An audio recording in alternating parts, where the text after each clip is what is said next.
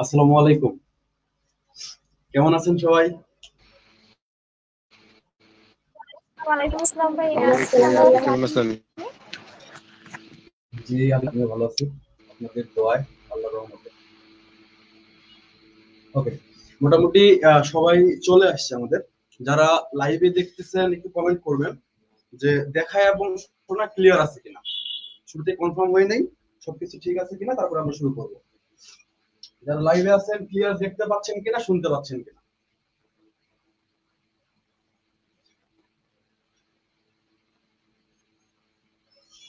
একটু কমেন্ট করবেন।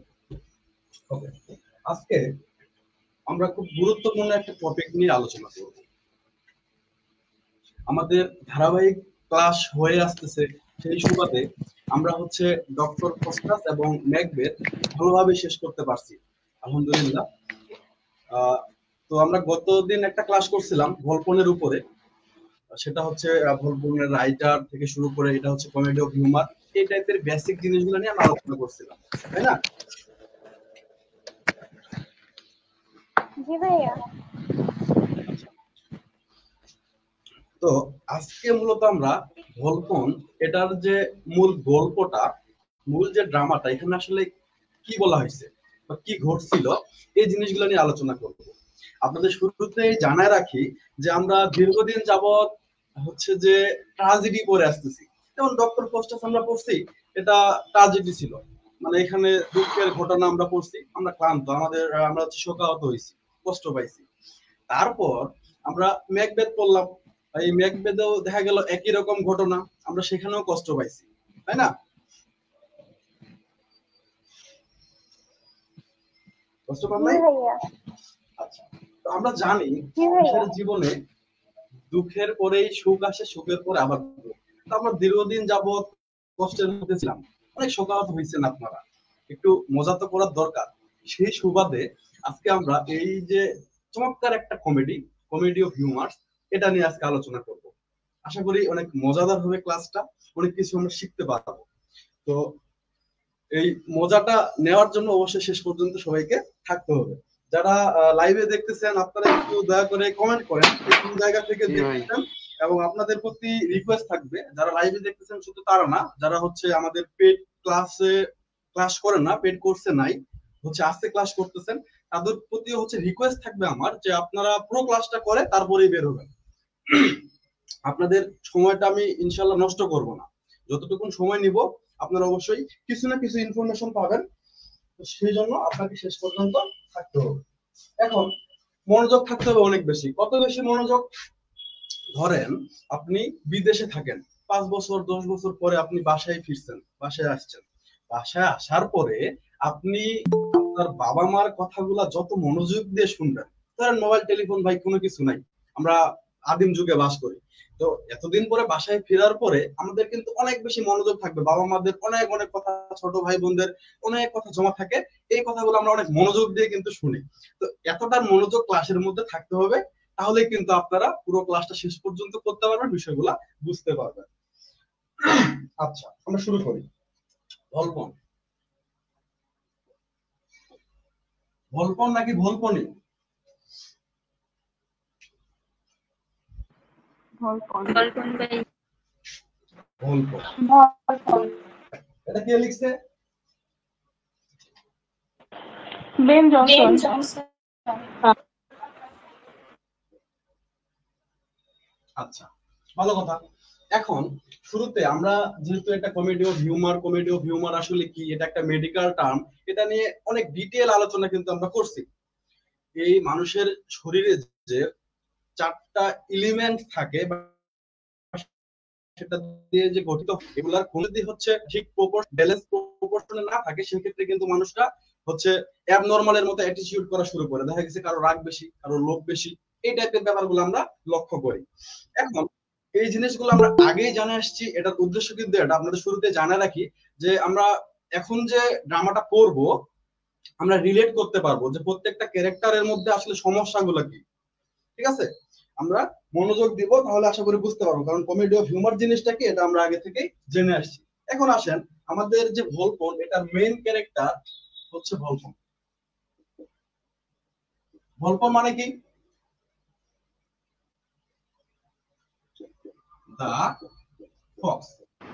Fox. Fox. হ্যাঁ, ফক্স। ফক্স মানে শিয়াল। আমরা সবাই জানি যে হচ্ছে বনের রাজা সিংহ হইলে সব থেকে চালাক প্রাণী কোনটা? শিয়াল। সব থেকে চালাক প্রাণী। আচ্ছা, কিরকম বুদ্ধি এই ক্যারেক্টারটা আসলে আমাদের এটা জানছি, এটা একটা হচ্ছে বিস্ট ফেবল বা অ্যানিমেল ফেবল। এই ক্যারেক্টারটার সাথে মানে ফক্সের সাথে এটার মিল লেখা হইলো কেন? আমরা এখানে দেখতে পাবো আমাদের এই যে ভল্কন, ইনি অনেক চালাক। আচ্ছা, সেই দিকে আসতেছি।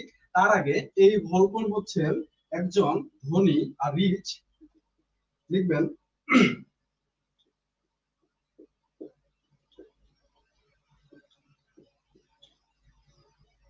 নোবেলম্যান, একজন ধনী ভেনিসিয়ান নোবেলম্যান। আচ্ছা, ইনি ইতালি শহরের যে ভেনিস সেখানকার একজন ধনী ব্যক্তি, সম্পদশালী ব্যক্তি। তো এই যে ধনী ব্যক্তি, ইনি অনেক চালাক, অনেক চালাক।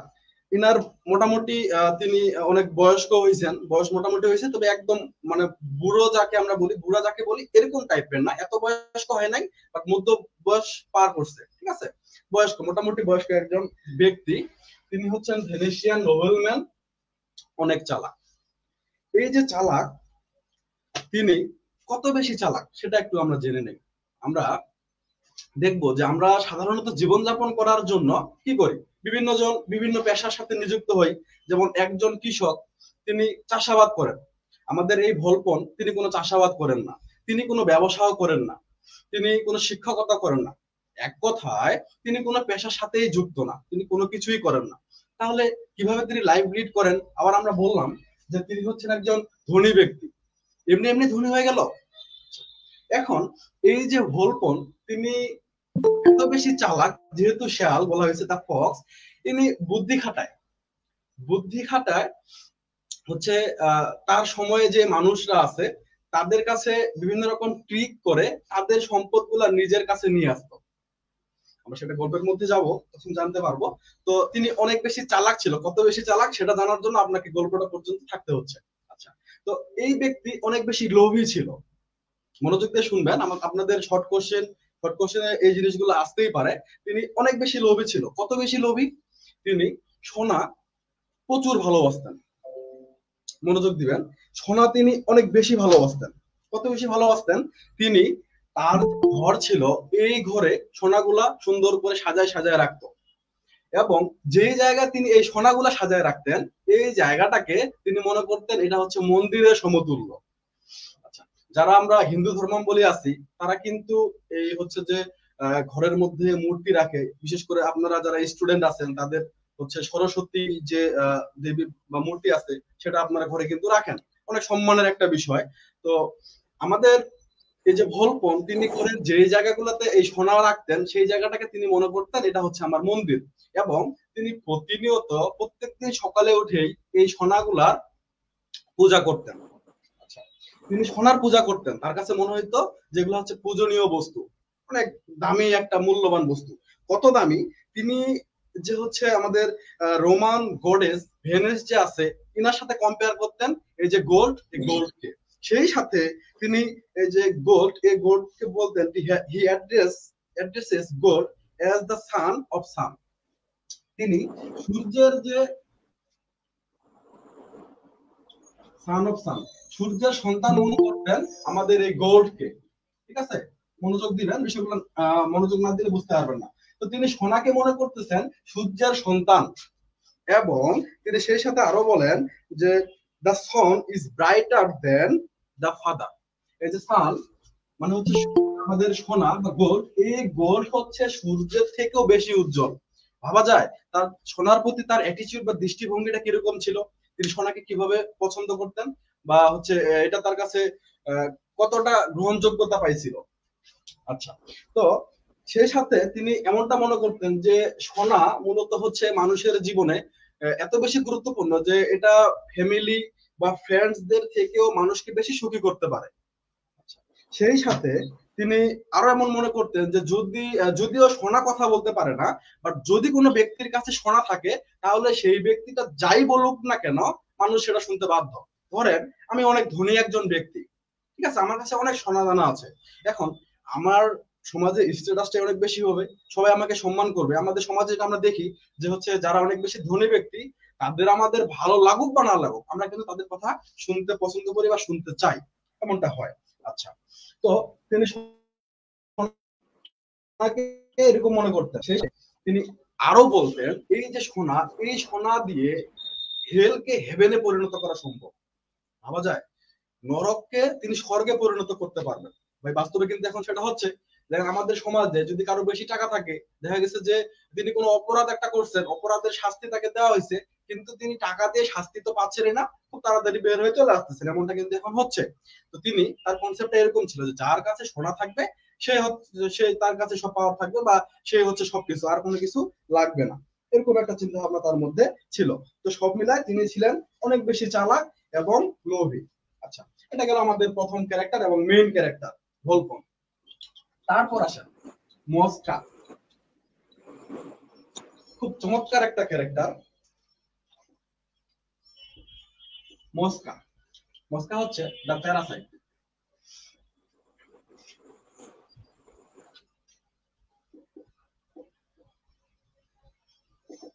আচ্ছা, এই প্যারাসাইট মানে কি আমরা জানি?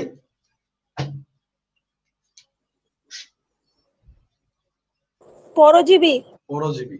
আচ্ছা, আমরা একটু উদ্ভিদ বিজ্ঞানে ফিরে যাই, সেখানে আমরা পরজীবী এই কথা, এই টার্মটা আমরা শিখে আসি।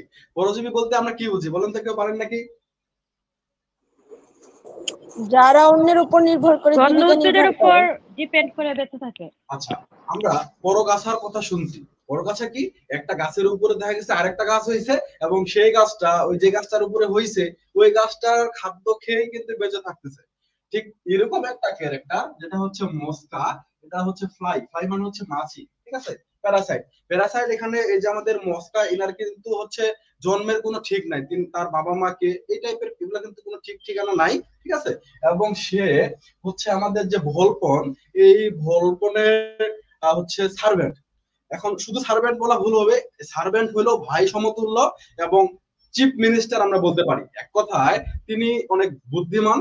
ভোলপন যেমন বুদ্ধিমান, আমাদের এখানে হচ্ছে এই যে মস্কা, এরও অনেক বেশি বুদ্ধি আছে, এবং এ সব সময় ভোলপনের সাথে সাথে থাকে এবং ভোলপনকে বিভিন্ন কাজে সহায়তা করে। কিভাবে সহায়তা করে আমরা দেখবো। তো এর জন্মের কোনো ঠিক নাই, এবং এই যে পার্থিব জীবনে অসৎ পথে টাকা উপার্জন, এই সব বিষয়ে আসলে আমাদের মস্কার কিন্তু কোনো লোভ ছিল না। শুরুর দিকে আমরা এরকম দেখতে পাবো, সে কি করে, সে শুধু ভোলপনের সম্পদ কিভাবে আহরণ করা যায়, বা হচ্ছে যে ভোলপন যা বলে সেই কাজগুলো শুধু করে, বিনিময়ে সে ভোলপনের কাছে থাকে এবং হচ্ছে ভোলপনের কাছে খায়। বিষয়টা এরকম। ভোলপনের সে একজন সার্ভেন্ট। এবং এখানে একটা গুরুত্বপূর্ণ বিষয় মনে রাখতে হবে, এ হচ্ছে প্লট মেকার। এটা মনে রাখবেন, প্লট মেকার। প্লট মেকার বলতেছি কেন, আমরা দেখবো এই যে মস্কা গল্প থেকেও অনেক নতুন নতুন গল্প বানানো, নতুন নতুন স্টেপ নেওয়া, ঠিক আছে, একজনের সাথে আরেকজনের মধ্যে একটা ডিল করা, এই টাইপের বিষয়গুলো আমরা বেশিরভাগ অ্যাক্টিভিটি কিন্তু মস্কার পাবো। তাহলে মস্কা হচ্ছে একটা প্যারাসাইট, পরজীবী, পরাশ্রয়ী ব্যক্তি, যদি পরের আশ্রয়ে থাকেন। এটা হচ্ছে একজন মাছি। এখন ফ্লাই কেন বলা হলো? ভাই আমরা মাছির ক্যারেক্টার কিরকম? মাছি কি করে, আমাদের খাবার টেবিলে এসে এই মাছি বসতেছে, এই খাবার থেকে ওই খাবারে যাচ্ছে, ওই খাবারের থেকে ওই খাবারে যাচ্ছে, এরকম করে কিন্তু মাছি ঘুরে বেড়ায়। এখন খাবার তো আমাদের টেবিলের মধ্যে অনেক কিছুই থাকে, সব খাবার কি আমাদের মাছিগুলো খেয়ে ফেলে? না, সব খাবার কিন্তু মাছি খায় না, বাট এরা কিন্তু খাবার নষ্ট করে দেয়, এবং আমাদের হচ্ছে বিরক্ত চলে আসে এরকম। তো এরকম একটা ক্যারেক্টার এখানে মস্কা। এই হচ্ছে এর স্বভাবটা একদম ফ্লাই বা মাছির মতো। এদিক সেদিক সব দিক ঘুরে বেড়ায় তথ্য কালেক্ট করে, নতুন নতুন প্ল্যান করে, এই প্ল্যান অনুযায়ী সে কাজ করে, ঠিক আছে। এটা হচ্ছে আমাদের মস্কা, খুব গুরুত্বপূর্ণ একটা ক্যারেক্টার। গল্পের পরে গুরুত্বপূর্ণ ক্যারেক্টার হচ্ছে আমাদের মস্কা। তারপর আসেন কর্বাসিও। সবাই একটু মিউট করে রাখবেন। মিউট করে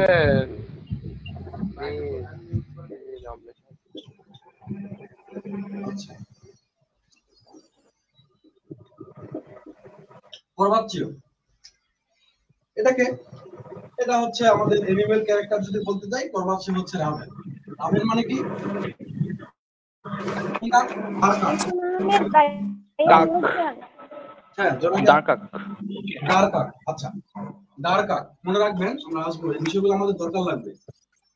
ডার কাক। আচ্ছা, এই যে করবাচ্ছিও ইনি কিরকম একটা ব্যক্তি?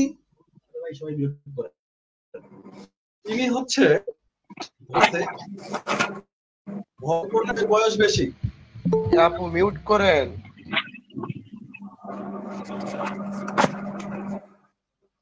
আচ্ছা, একটু মিউট করবো, নিজ দায়িত্ব থেকে মিউট করবো। আর যারা আপনারা লাইভে দেখতেছেন একটু কমেন্ট করবেন, যদি না বুঝেন শুরুর দিকে একটু মনোযোগ দেন, আমরা এখন গল্পতে যাই নাই, জাস্ট ক্যারেক্টার গুলো আগে বুঝে নিচ্ছি, তাহলে পরবর্তীতে আমাদের গল্পটা হচ্ছে জানতে বা বুঝতে সহজ হবে। তো করবাসিও ইনার কাজ কি, বা ইনি কি? ইনি হচ্ছে মূলত একজন রাবেন। রাবেন মানে হচ্ছে দ্বার কাক। দ্বার কাক কি জিনিস, বা কোন কাককে আমরা দ্বার কাক বলতেছি?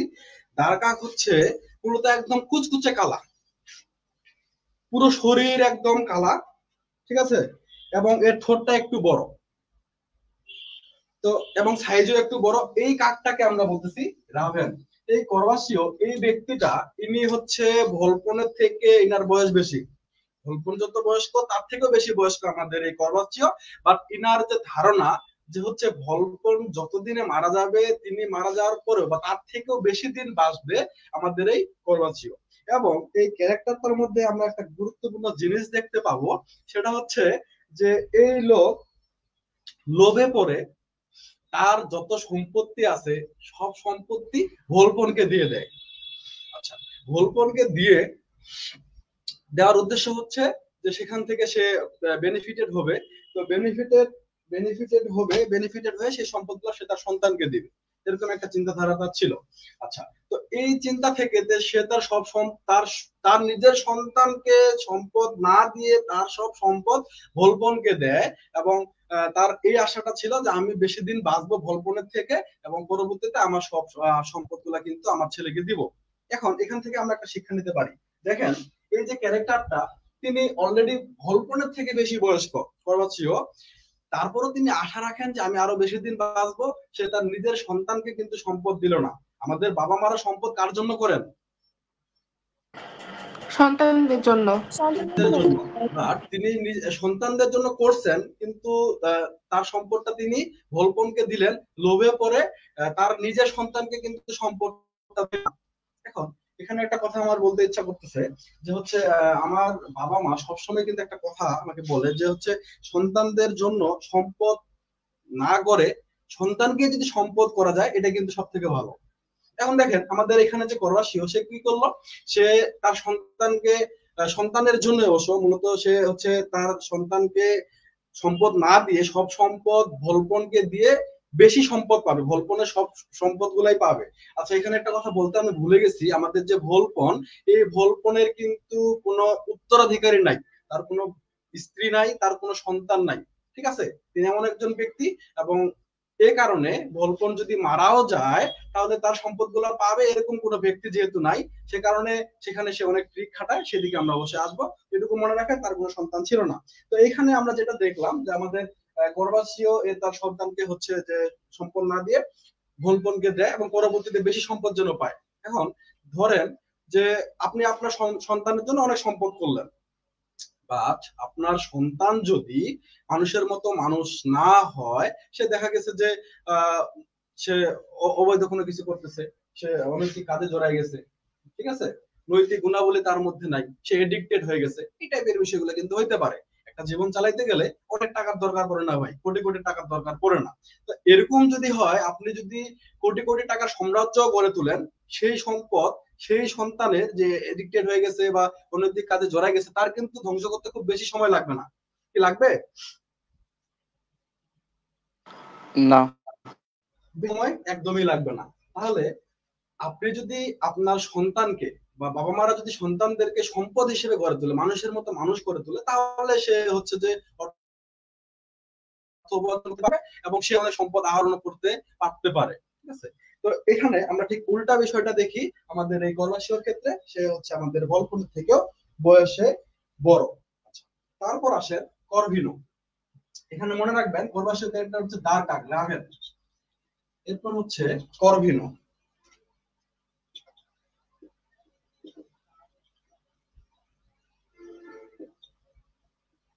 ক্রো, ক্রাউ মানে হচ্ছে কাক। এখন এর আগে আমরা করবাসীয় সেটাও দেখলাম হচ্ছে দাঁড় কাক, এবং করবিনো এটা মানে হচ্ছে কাক। তাহলে একই রকম হয়ে গেল কেন? আসলে এখানে একটা পার্থক্য আছে। পার্থক্য বলতে আমাদের এই কাক এবং দাঁড় কাকের মধ্যে যথেষ্ট পার্থক্য আছে। আমাদের এটা হচ্ছে এই কাকের আসলে পুরো শরীর কালো, বাট এর যে ঘাড় এবং পেট আছে এটা কিন্তু ছাই কালারের, ঠিক আছে? এবং এর ঠোঁটটা হচ্ছে দাঁড় কাকের তুলনায় আমরা করবাসীয় দিকে দেখলাম সেই দাঁড় কাকের থেকে তুলনামূলকভাবে ছোট। এখন কাক তো কাকই ভাই, সব তারা যেহেতু জাত একে, এদের স্বভাব কিন্তু একই রকম। আমরা যেমন মাছের ক্যারেক্টার দেখলাম যে এই জায়গায় সেই জায়গায় এরকম ছোটাছুটি করে বেড়ায়, কাক কি করে যেখানে হচ্ছে আমরা নর্মালি যেমনটা দেখি যে কোনো জায়গায় কোনো কিছু পরে আছে কিনা, পরে থাকলে কাক সেখানে গিয়ে কিন্তু সবকিছু খেয়ে ফেলে। বিশেষ করে শহরে আমরা খুবই এই কাক দেখতে পাই, এবং ময়লা আবর্জনা এই জিনিসগুলো কিন্তু কাক খেয়ে ফেলে। ঠিক এরকম বিষয়টাই আমরা এখানে সামনের দিকে পাইতে যাচ্ছি। এরকম টাইপের একটা ক্যারেক্টার, এটা হচ্ছে করভিনো। করভিনো কি, ইনি হচ্ছে মূলত একজন ব্যবসায়ী এবং একজন জেলাস ম্যান, হিংসুটে বা ঈর্ষান্বিত একজন ব্যক্তি। কিসের জন্য? তার যে ওয়াইফ, এই ওয়াইফ কিন্তু ভাই তার বউ অনেক সুন্দরী। যেই স্বামীর বউ সুন্দরী হয় তার কিন্তু একটা ভাব বেড়ে যায়, অহংকার বেড়ে যায়, তাই না? ভাবটাই আলাদা যে আমার বউটা অনেক সুন্দর। এই টাইপের একটা বিষয় আমরা এখানে করবিনের মধ্যে লক্ষ্য করি। তার বউ যেহেতু অনেক সুন্দর, সে হচ্ছে তার বউকে বাইরে বের হইতে দেয় না, কেউ যেন দেখতে না পারে, ঠিক আছে, ঘরের মধ্যে আটকায় রাখে। এই টাইপের বিষয়গুলো আমরা এখানে দেখতে পাবো। তো তার অনেক সুন্দরী একটা বউ ছিল, এবং সে ছিল মূলত একজন ব্যবসায়ী, এবং একই সাথে তিনি ছিলেন একজন কাকট বা অসতীপতি। অসতীপতি কাকট। এখন আরেকটা ক্যারেক্টার আমরা এখানে পাবো, সেটা হচ্ছে ভোল্টার, যেটা হচ্ছে মূলত হ্যাঁ, জি যে কার্বনের লাস্টের লাইনটা কি বললেন, আবার একটু রিপিট করলে ভালো হতো। বুঝতে পারি নাই, আরেকবার। ব্যবসায়ী, ব্যবসায়ের পরে কি বললেন কার্বনের ব্যাপারে? তিনি ছিলেন একজন ব্যবসায়ী, এবং তিনি তার মূলত খুব সুন্দরী একজন বউ ছিল। আমাদের এটুকু মনে রাখেন, তিনি ছিলেন একজন ব্যবসায়ী এবং তার খুব সুন্দরী একটা বউ ছিল, এবং তিনি অনেক লোভী ছিলেন। এবং কাকট বলছিলাম আমি, অসতীপতি। অসতীপতি মানে স্বামী, অসৎ স্বামী, ভালো স্বামী না, এক কথায় ভালো স্বামী না, তিনি ভালো স্বামী ছিলেন না। কেন ছিলেন না, আমরা সেদিকে আসবো। আচ্ছা, ভাল্টার। ভোল্টার হচ্ছে ভাল্টার, যেটা মানে হচ্ছে শকুন। দেখেন এখানে যে আমরা ক্যারেক্টার গুলা পাচ্ছি, মূলত খাবারের প্রতি এদের প্রচুর কিন্তু একটা লোভ। আমরা যদি এনিমেল ফেবল বা বেস্ট ফেবলের কথা চিন্তা করি, খাবারের প্রতি লোভ। কোনো জায়গায় যদি কোনো খাবার পড়ে থাকে, মরা কোনো পশু পাখি পড়ে থাকে, সেক্ষেত্রে শকুন সেখানে গিয়ে একটা হচ্ছে ধরেন যে একটা বাঘ বা একটা গরু সেখানে মরে পড়ে আছে, মাংসগুলো ছিঁড়ে ছিঁড়ে খায়। একইভাবে কাক কিন্তু খায়, দাঁড় কাকও খায়। মাছি খুব বেশি না খাইতে পারলেও সেখানে যায়, কিন্তু দেখা গেছে যে ভন ভন করে একটা অবস্থা, এলোমেলো বিশ্রী একটা অবস্থা ক্রিয়েট করে। আচ্ছা, সব ক্যারেক্টার গুলাই খাবারের প্রতি প্রচুর এদের লোভ, খাবার পাইলেই সেখানে কিন্তু ছুটে যায়, এরকমটা আমরা দেখতে পারি। তো মিল পাচ্ছি। এখন দেখেন ভোল্টার মানে ভোল্টার মানে হচ্ছে শকুন। তিনি ছিলেন একজন অ্যাডভোকেট। অ্যাডভোকেট মানে কি? উকিল ভাইয়া। আইনজীবী। আইনজীবী। এই আইনজীবী তিনি খুব ভালো একজন আইনজীবী ছিলেন, খুব ভালোভাবে তিনি কথা বলতে পারতেন আদালতে, এবং তিনি মোটামুটি সব কেসই হচ্ছে জিতে যাইতেন। ঠিক যেমনটা আমরা লক্ষ্য করি ভারতের সিরিয়াল আদালত নামে যে একটা সিরিয়াল, হয়তো আপনারা দেখে থাকবেন, সোনি আটে হয়তো কেডি পাঠক সেখানে প্রায় সব কেসে সে জিতে যায়, একটা কেসও কোনোভাবেই সে হারে না। আচ্ছা, এরকম একটা অ্যাডভোকেট আমরা এখানে পাই, ভোল্টা। এখন ইনিও কিন্তু খুব লোভী একজন ব্যক্তি, এত লোভী যে টাকার জন্য সে সবকিছু করতে পারে। টাকার জন্য মিথ্যাকে সত্যি, সত্যিকে মিথ্যা বানিয়ে দিতে পারে। কোনো একটা মিথ্যা কেস তিনি সত্যি হচ্ছে সত্যি করতে পারে, বা কেউ হচ্ছে যে কোনো ভুল করেনি তাদেরকেও জেলে পাঠাইতে পারে, এরকম একজন ব্যক্তি আমাদের এই ভোল্টা। তারপর আসেন আমরা, আমাদের হচ্ছে সিলিয়া।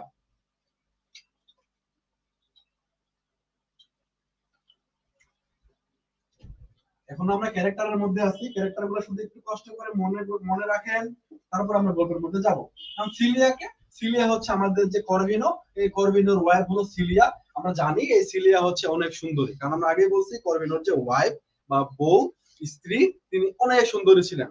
এবং এই ভেনিস শহরের মধ্যে সব থেকে বেশি সুন্দরী এরকমটা মনে করা হয় এই হলো সিলিয়া।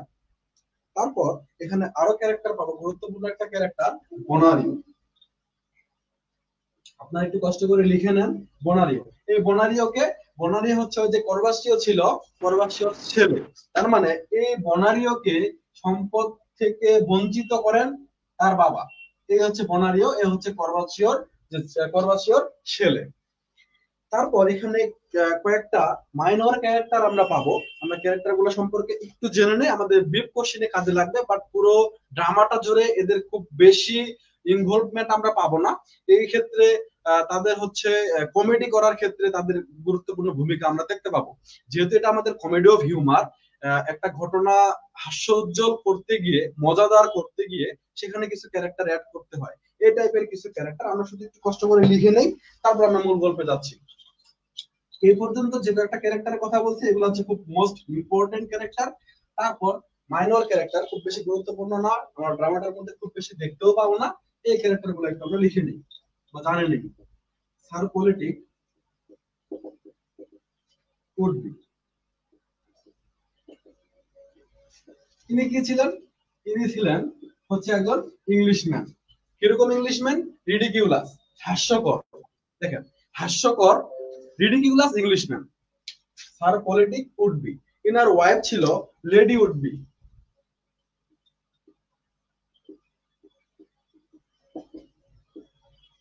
স্যার পলিটিকের ওয়াইফ ছিল লেডি উডবি, এবং ইনি হচ্ছে মূলত সিলিয়া যে ক্যারেক্টারটা আমরা পাই, এই ক্যারেক্টারটা একটু উল্টা। সিলিয়া হচ্ছে যে সিলিয়াকে যেভাবে পাবো তিনি যতটা সুন্দরী, আমাদের লেডি উডবি এতটা সুন্দরীও না, এবং তার যে মূলত আমরা ড্রামাটার মধ্যে যে গল্পটা পাবো সেটার উল্টা কিন্তু আমাদের এই লেডি উডবি, আমি সেদিকে আসবো। তারপর এখানে আর একটা ক্যারেক্টার পাবো আমরা, পেরিগ্রিন। ভাইয়া এটা একটু আর একবার বলেন। লেডি উডবি এ হচ্ছে আমাদের স্যার পলিটিক উডবি এর ওয়াইফ, এতটুকু মনে রাখেন। ইনি হচ্ছে স্যার পলিটিক উডবি এর ওয়াইফ। ইনি হচ্ছেন একজন রিডিকিউলাস ইংলিশম্যান, তার ওয়াইফ হচ্ছে আমাদের লেডি উডবি। তো রিডিকিউলাস এও হাস্যকর, এও হাস্যকর। এবং পেরিগ্রিন মানে হচ্ছে প্যারট। প্যারট মানে হচ্ছে আমরা জানি টিয়া পাখি। টিয়া পাখি খুব সুন্দর করে কথা বলতে পারে না? জি ভাইয়া। বক বক করতেই থাকে বাচালের মতো। এরকম একটা ক্যারেক্টার হচ্ছে আমাদের পেরেগ্রিন। এও শুধু বক বক করতে থাকে, শুধু অনর্থক কথাবার্তা বলে, কিছু বোঝে না সুঝে না, শুধুমাত্র কথাবার্তা বলে, শুধু কথা বলে বাচালের মতো। এটা হচ্ছে পেরেগ্রিন। তারপর আমরা কয়েকটা ক্যারেক্টার পাবো, আমরা একটু সাইডে লিখি। এটা এটা আমাদের এগুলো হচ্ছে ভলপুরের কম্পেনিয়ন, জাস্ট নামগুলো মনে রাখবেন। ভলপুরের কম্পেনিয়ন বা সার্ভেন্ট, ন্যানো,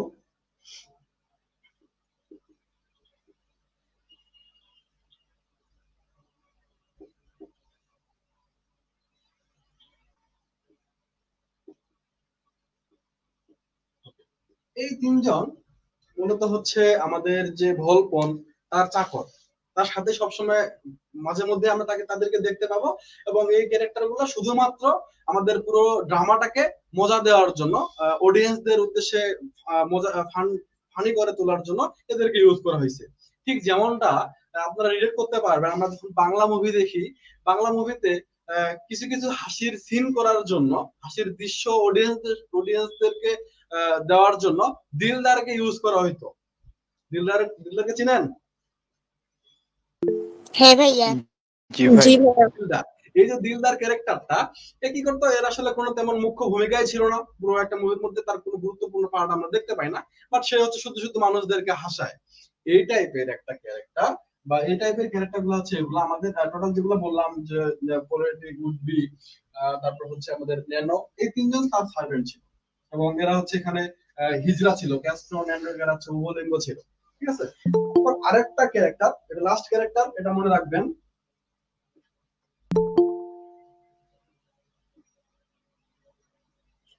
অ্যাভোকেটরি। এ হচ্ছে মূলত ভেনিস শহরের জজ ছিলেন, জাজ। সেখানে যে কোর্ট থাকে, এই কোর্টের যে জজ থাকে তিনি ছিলেন হচ্ছে অ্যাডভোকেটরি। ওকে ভাই, এগুলো হচ্ছে আমাদের মোটামুটি ক্যারেক্টার গুলা। এখন আমরা মূল গল্পে যাব। খুব ভালোভাবে মনোযোগ দিয়ে শুনবেন, চমৎকার একটা ড্রামা, অনেক মজাদার হবে ইনশাল্লাহ। ভোলপন, শুরুতেই ড্রামাটার একদম শুরুতেই আমরা দেখব ভোলপন এবং মস্কাকে। ভোলপন কি করতেছে, সে তার রুমে যে সোনা দানাগুলো আছে সেগুলা সেগুলা দেখতেছে, সেগুলার পূজা সে করতেছে এবং মস্কার সাথে সে কথা বলতেছে, প্ল্যান করতেছে সামনের দিকে আসলে কি করা যায়। দেখেন, শুরুতে একটা কথা আমরা বলছি যে হচ্ছে ভল্পনের কোনো উত্তরাধিকারী নাই, তার কোনো ছেলে মেয়ে নাই, সে মারা গেলে তার সম্পদগুলা কে পাবে এরকম কেউই নাই। এখন ভল্পনে একটা বুদ্ধি করছে, একটা প্ল্যান করছে। সেটা কি, যে যেহেতু আমার সম্পদ অনেক, আমি অনেক ধনী ব্যক্তি, তো আমি কোনো কাজ তো করি না, আমি কোনো কাজ করব না। এক্ষেত্রে যারা লোভী ব্যক্তি আছে, এখানে মূলত আমরা তিনজনকে পাবো এই হিসেবে, যে লিগাসি হান্টার তাদেরকে বলা হয়, সেদিকে আসতেছি। তো তার এই সম্পদগুলা সে হচ্ছে মূলত এমন একটা ভান করে, একটা বুদ্ধি সে করে, বুদ্ধিটা হচ্ছে এরকম, সে মরার ভান করবে, মানে সে খুব বেশি অসুস্থ, এত বেশি অসুস্থ মুমূর্ষ যে সে তার প্রাণ যায় যায়, কয়েকদিনের মধ্যে সে মারা যাবে, এরকম একটা অবস্থা। এখন মস্কার সাথে সে প্ল্যান করে যে মূলত যারা লোভী ব্যক্তি তাদের কাছে কিছু সম্পদ নেওয়ার। কিরকম, যে হচ্ছে যদি কেউ তাকে কোনো সম্পদ দিয়ে খুশি করতে পারে, ভল্পনের যেহেতু কোনো উত্তরাধিকারী নাই, যে তার সম্পদ গুলা পাবে এরকম কেউ নাই, সেক্ষেত্রে যেই ব্যক্তি তাকে খুশি করতে পারবে সেই ব্যক্তির নামে সে তার সব সম্পত্তি গুলা দিয়ে দিবে। বুঝতে পারতেছি আমরা? যারা লাইভে আছে হ্যাঁ ভাইয়া, জি ভাইয়া, খুবই চালাক। জি ভাইয়া। প্ল্যানটা দেখেন, আসতেছি আমরা, অনেক চমৎকার। কিন্তু সে প্ল্যান করছে মস্কার সাথে। এখন এই প্ল্যান অনুযায়ী গল্প চলতেছে। হঠাৎ এমন সময় ওদের ঘরে ভোল্টার আসে। ভোল্টার বলতে ওই যে শকুন, শকুন, ঠিক আছে, উকিল যে ছিল ভেনিস শহরে সব থেকে ভালো যে উকিল, যে যে কখনো কোনো কেসে হারে না, এ আসতেছে। তো এমন সময় তাড়াহুড়া করে ভল্পনে তার বিছানায় শুয়ে পড়লো। ভল্পন তার বিছানায় শুয়ে এরকম এরকম কাঁপতেছে, মনে করেন যে আর বাঁচবো না, মরে মরে যাবে, এরকম একটা অবস্থা। তো মস্কা, সে তো অসুস্থ, সে তো কথা বলতে পারবে না। কারণ মস্কা, ভোল্টার আসলো, সে কিন্তু অলরেডি খবর পাইছে যে এরকম, তো একে যে খুশি করতে পারবে সব সম্পদ তাকে দিয়ে দেওয়া হবে। ভোল্টার কি নিয়ে আসলো, সে মূলত একটা সোনার প্লেট নিয়ে আসলো। মনে রাখবেন, আপনাদের নৈবিত্তিক, আপনাদের নৈবিত্তিক নাই, ব্রিফ কোশ্চেনে কিন্তু এটা আসতে পারে যে হচ্ছে ভোল্টার কি নিয়ে আসছিল, কোন গিফট নিয়ে আসছিল। তো সে মূলত প্রাচীন একটা ইয়া নিয়ে আসছিল, সোনার একটা প্লেট নিয়ে আসছিল। তো সোনার প্লেটটা নিয়ে আসলো, তার সাথে কথা বলতেছে মস্কা, যে ঠিক আছে, হ্যাঁ আপনি সোনার প্লেট নিয়ে আসছেন, এটা ভল্পন পাইছে, সে নিশ্চয়ই অনেক খুশি হয়েছে। তো ভল্পনের যে সম্পদ, এই সম্পদের মালিক আপনিই হবেন, তাকে আশ্বস্ত করে। তো ভল্টারও অনেক খুশি হয় যে না, আমি যে তাকে সম্পদটা দিলাম বা এই যে সোনার প্লেটটা তাকে দিলাম, তাহলে হচ্ছে ভল্পনের যত সম্পদ, সব সম্পদের মালিক আমিই হব। তো সে খুশি মনে সেখান থেকে চলে যায়। এমন সময় সেখানে আসে করবাসিও। করবাসিও কে ছিল? বিজনেসম্যান। হাই হাই, বিজনেসম্যান ছিল না ইনি? করবাসিও কে ছিল? তিনি তার ছেলের জন্য সম্পত্তি না রেখে কল্পনকে সবকিছু দান করে। গুড। হ্যাঁ তো এই করবাসিও যখন আসেন, তিনি এক থলে সোনা নিয়ে আসেন। তাহলে আমাদের ভোল্টার যিনি ছিলেন, তিনি একটা সোনার প্লেট নিয়ে আসে। তারপর দেখেন আমাদের করবাসিও যখন আসলো, তিনি এক থলে বা একটা বেগে করে সোনা নিয়ে আসছেন। ওকে, সে যখন সোনা নিয়ে আসে, এই ক্ষেত্রে আমাদের মস্কা একটা প্ল্যান করে। কি প্ল্যান? যে হচ্ছে সোনা তো তুমি দিলা, তবে আমাদের ভোলপন এই কিন্তু আর বেশি দিন বাঁচবে না, এর অবস্থা খুবই খারাপ। এর আগে তো হচ্ছে সোনা দিয়ে গেছে, সোনার প্লেট দিয়ে গেছে আমাদের ভোল্টার। তুমি তোমার ছেলেকে সম্পত্তি যদি না দিয়ে সব সম্পত্তি ভল্পনের নামে করে দাও, তাহলে নিশ্চয়ই ভল্পনে আরো বেশি খুশি হবে। তার খুশি হইলে তার সব সম্পত্তি তোমাকে তো দিয়েই দিচ্ছে, তাহলে তো তোমার আর অসুবিধা নাই। কথাটা করবাসীর খুব ভালো লাগে, যে এত মরবে, এত মুমূর্ষু অবস্থা, আর কয়দিন বাঁচবে, মরে গেলে একে যদি আমি খুশি করতে পারি, সব সম্পত্তির মালিক তো আমিই হচ্ছি। তো তো সে তার সন্তানকে ডিসইনহেরিট করে বা তার সন্তানকে সম্পত্তি না দিয়ে মূলত আমাদের ভোলপনকে দেওয়ার প্ল্যান করে বা ভোলপনকে দেয়। আচ্ছা, এর মধ্যেই আবার সেখানে করবিনোকে আমরা দেখতে পাই। করবিনো কে ছিল? ওই যে ব্যবসায়ী এবং যার অনেক সুন্দরী একটা বউ ছিল, সিলিয়া। এ আসছে, এ কি নিয়ে আসছে? এ মূলত হচ্ছে হীরার অলংকার নিয়ে আসছে।